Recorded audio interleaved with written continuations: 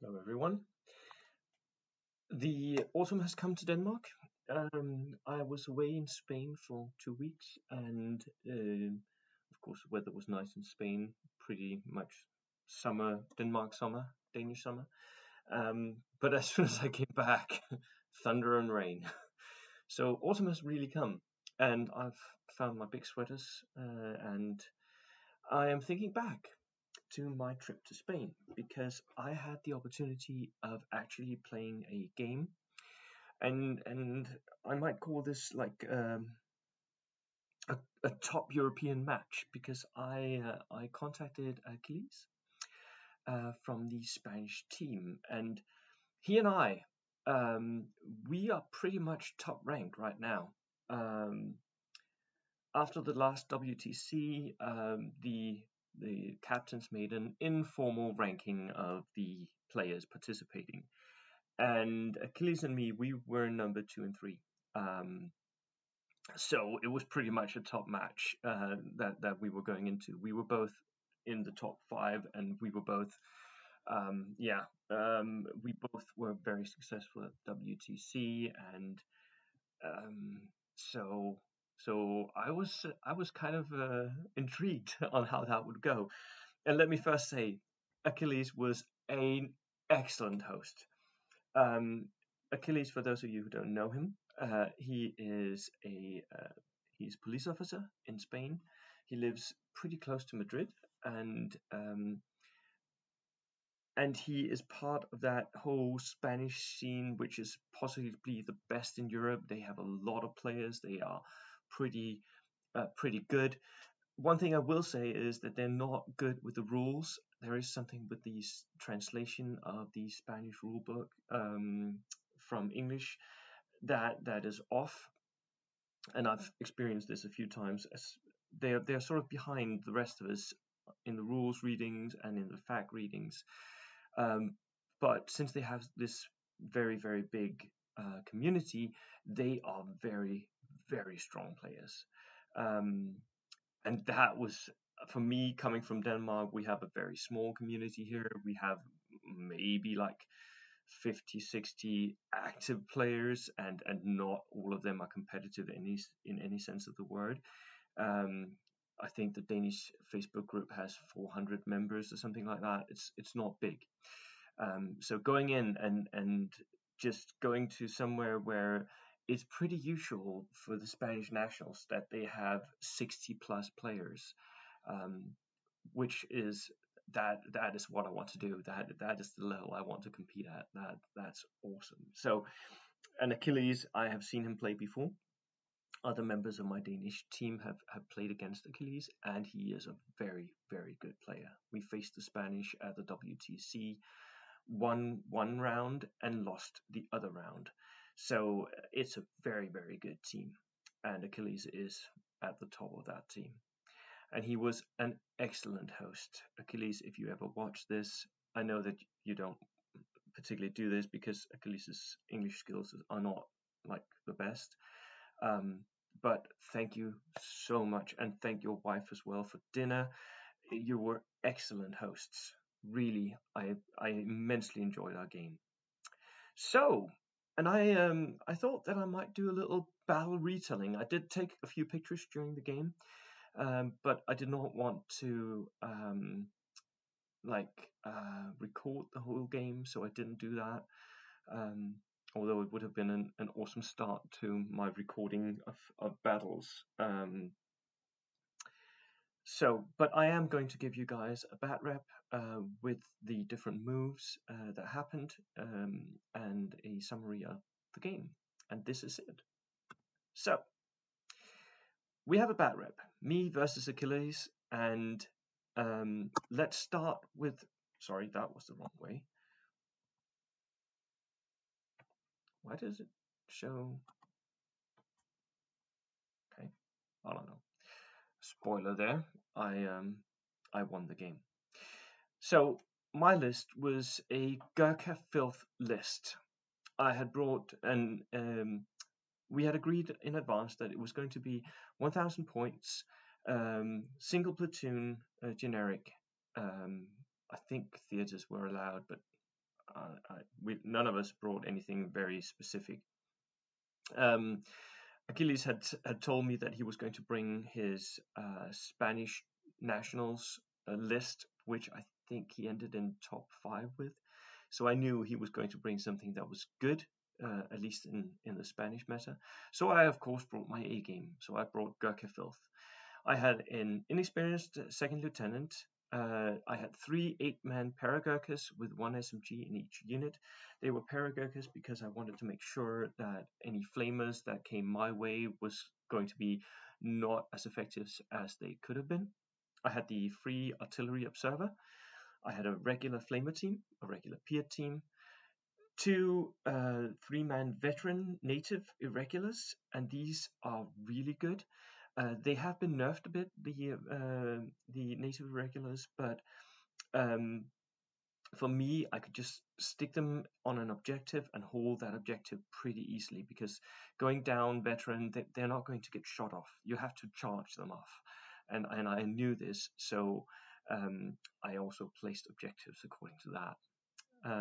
I had 2 inexperienced 15 CVT trucks. I wanted these in case I needed to ferry my Gurkhas to any place particular. In the end, I didn't end up using them for that purpose at all. I had a regular Brent carrier with an LMG. The troop transport version, which died the turn it came onto the board. I had a Staghound, the version with the light anti-tank gun, and I had a Darker Steward with a pintle-mounted MMG. So that was my list. Now, Achilles, I think he brought a theater list, Wacht am Rhein, but it didn't really make any difference. He had a regular second lieutenant. He had 10-man regular Herr Grenadiers, 2 SMGs, 1 assault rifle, 2 Faust, 10-man regular Strafbat, 1 Faust. They were Shirkers. This was before the latest FAQ, where the Shirkers got worse. He had 5 Pioneers, 3 SMGs, Flamer, and 2 Faust in that unit. 5 inexperienced Strafbat Shirkers. They were his backline holders. He wanted them to stay on objectives. 10-man regular Strafbat unit with 2 SMGs and 1 Faust. Please notice here how the Spanish meta, they use a lot of full-strength units, and many of them are Shirkers, Strafbat units, green, whatever, because that made them, before the latest FAQ, cheaper, and at the same time, since they were regulars, they were pretty likely to make their order tests, especially because they could re-roll it.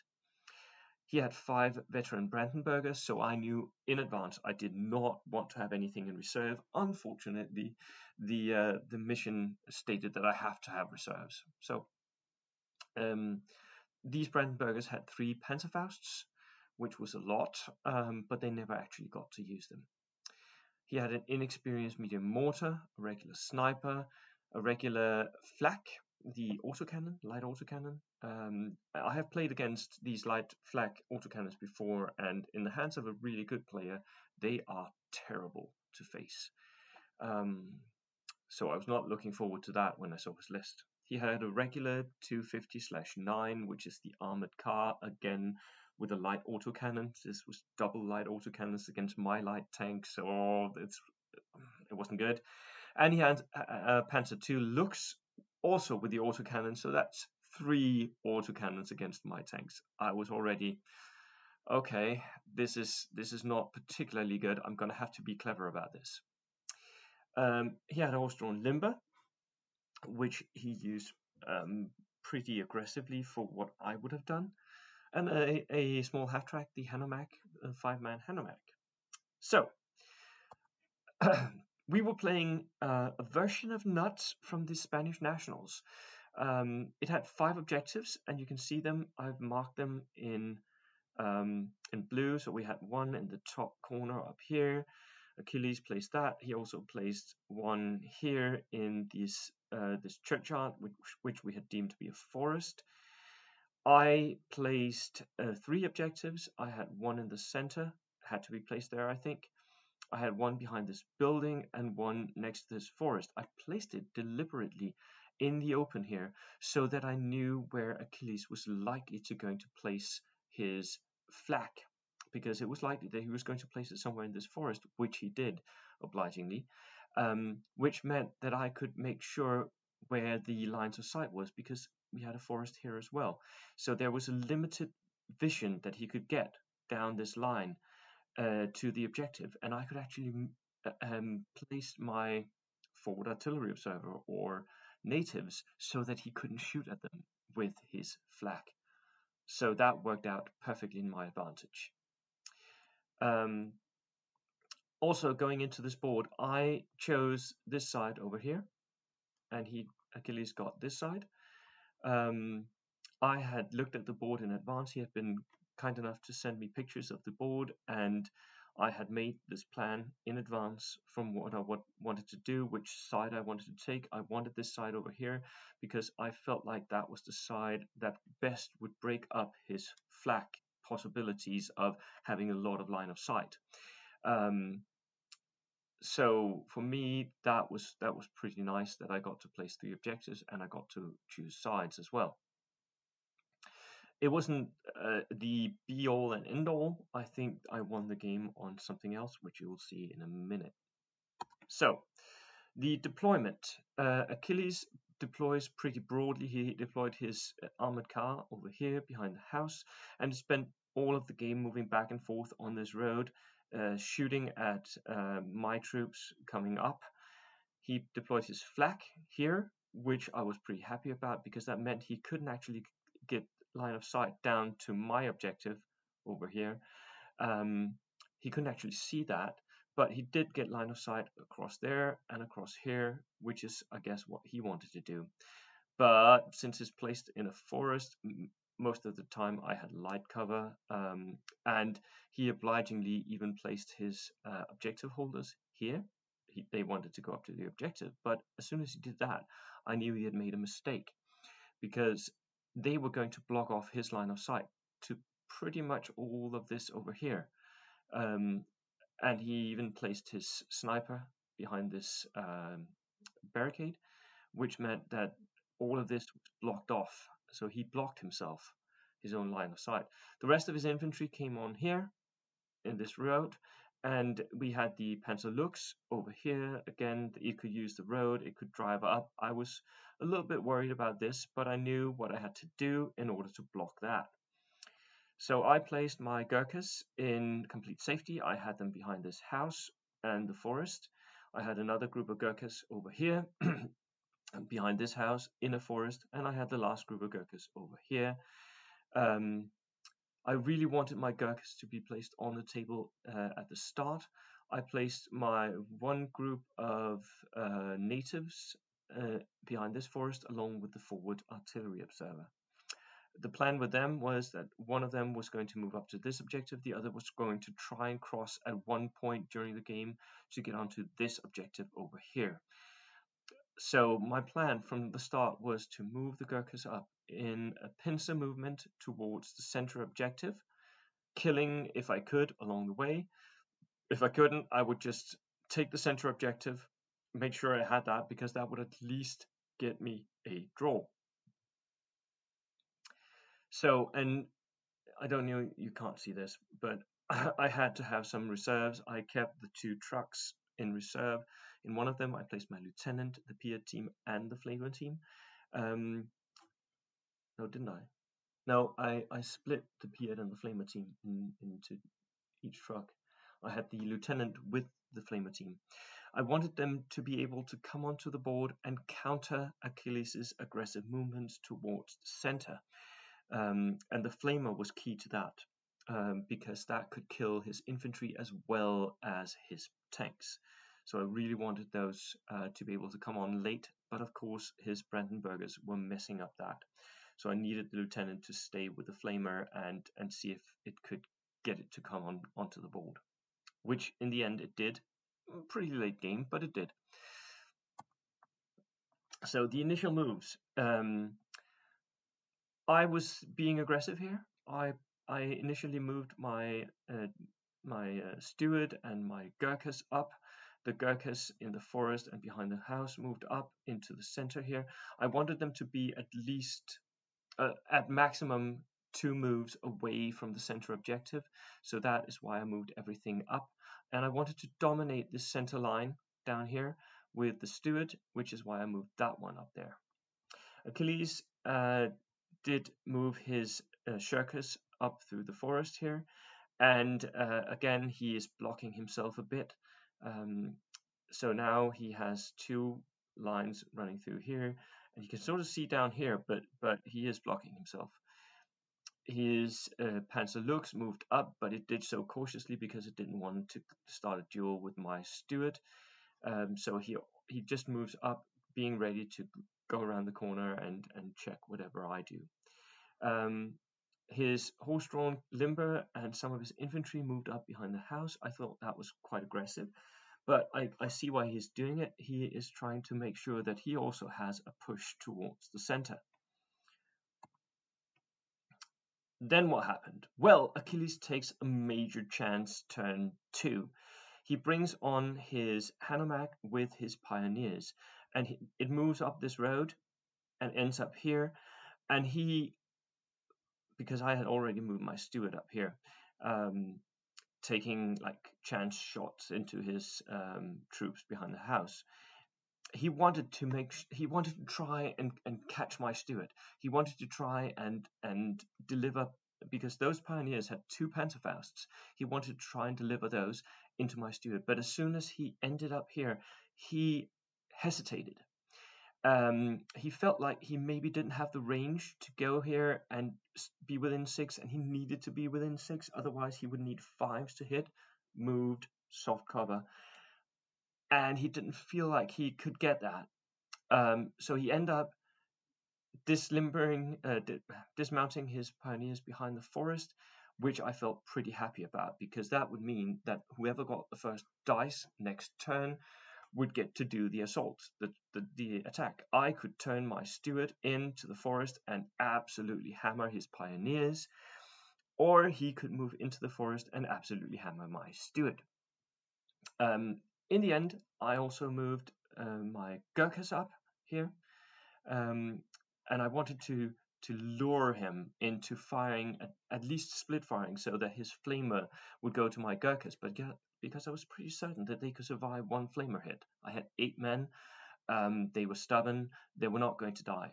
So I wanted to make him split fire so that my steward had better chances of surviving. In the end, Achilles gets the first dice. He moves up his pioneers. We have a long discussion about that rule, about when do you give or get cover when you're in a forest, and it wasn't heated at all. We were just like, so whatever, because he could move to the edge. It really didn't matter for me whether or not he did one thing or the other. There's a difference of rules here, where the Spanish rule book doesn't really say the same thing as the English one does. But he gets the first dice. He moves up. His flamer shoots at my Gurkhas. Lovely. It kills 2, I think, and I stay on board, so I have 6 left after the flamer. Then he rolls for the Panzerfausts into my steward, and this one could be bad. He has 2 Panzerfausts. I'm pretty likely to die. So what happens is he rolls 1 and 2 and misses both. And that was that. He knew then that his chance had not paid off, that I was going to roll his center push. And from that point on, I think Achilles was playing for the draw. I knew I was then pretty confident that I was going to win. However, the very next dice he gets, he absolutely obliterates my Bren carrier, which had moved up along the road here. Fortunately, the natives in it survive the attack. He lands a medium mortar shell right in the Bren carrier on a 6. What are you going to do? That happens. But the natives get out behind the wreck. They are now safe behind the wreck, and they can pretty easily move into the objective that is right next to them. So mid-game, I am very confident that this is going well. And the final moves also reflect this. I have tried to draw over here. What I do, I move my Gurkhas up, and as soon as his push towards the center comes in, the Gurkhas start charging. Um, and my steward also rushes in towards the center objective, and his troops that are pushing towards that center objective just they can't hold it. There's no way that he's going to get that. My stack hand moves up here, pushing and pressuring the flak, which at that point had failed a few order tests because of my artillery bombardment. I place it here in his near his center. I was trying to maybe hope for a push towards this objective he had here in his back line. It didn't really pan out, and I was happy to just take the victory on the center objective. So I just push up my stack hound, shooting at his armored car and at the flak, delivering pins and a little bit of damage to it. Most of my Gurkhas survive the game. I don't lose any units, but a lot of them die in just taking casualties from shooting. Achilles tries to rush his Brandenburgers in from the flank, but there's too much ground to cover. He has no chance of actually reaching my objectives, which is way over here and behind this house. And there were Gurkhas close by and natives as well on the objective, because I moved the natives from behind this forest up there. I also moved my forward artillery observer up here, which was a crazy mistake for me because he just shifts his sniper into the objective and takes the shot next turn. I had forgotten that that sniper had moved when I moved my artillery observer, so I should have been dead. But hey, I had extra natives sitting ready to go, so not a disaster. And he had already fired his forward artillery bombardment. So you can see here at the end, I have two Gurkha lines sitting here and a steward sitting on the center objective. No way Achilles is going to get this. And anyways, he does try, because he had his Panzer Lux and he had preserved that for the final dice. So I knew he could make a panzer assault, a tank assault down this road, straight into my Gurkhas, moving them out of the way, and then be within 3 and contesting the objective. That was his ploy for the draw. However, I had already countered this pretty niftily, because I had moved my trucks up into this area. I had dismounted my Flamer team and my Pier team, and they were now both on ambush right here. So as soon as he drove past this house, he would get Flamered and Pier'd. And I was pretty confident that I could hit. It was within 6 inches. I mean, I was looking golden. And what he does is he has to at this point, he does try to make the tank assault, and the flamer hits him and kills him. So that was pretty much the end of the game. So victory for me. I had 3-2 in objectives. I may at some point have had a chance to make it a 4-1, but the final objective in his the furthest corner was never going to be mine. And I had 7-3 in order dice, so also in the kill points, I was pretty much in control of the whole game. And that was it, really. That was the game. Very enjoyable game. And again, a very, very gracious host, Achilles. I enjoyed it immensely. Thank you so much for the game. Thank you for having me. And I can highly recommend to everyone, if you're going abroad on vacation, whatever, try to get in contact with some local players. Sometimes you meet absolute newbies. I did that when I went to Canada, and I played against them, and it was a most enjoyable evening. Sometimes you meet the world's best players and you play against them, and it's a very enjoyable evening. So I really like this. So thank you so much for listening in, and bye.